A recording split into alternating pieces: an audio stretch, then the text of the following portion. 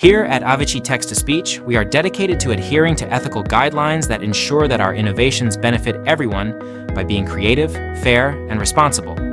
As our voice offerings are diverse and cover various ages, accents, and cultural backgrounds, we use proprietary data sets to maintain privacy.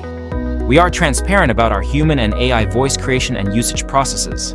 User data is safeguarded with rigorous privacy standards.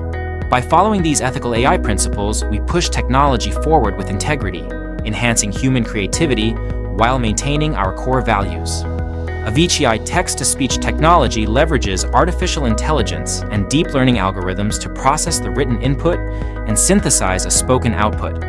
The written text is first broken down into individual words and phrases by the Avicii text-to-speech technology text analysis component, and then various rules and algorithms are applied to determine the appropriate pronunciation, inflection, and emphasis for each word. The speech synthesis component of the software then takes this information along with pre-recorded samples of individual phonemes and uses it to generate the spoken words and sentences, which is then spoken out loud using a synthesized voice generated by a computer or other device. By the way, I'm Jax. My appealing voice is also included. Leverage the ongoing promo for this month.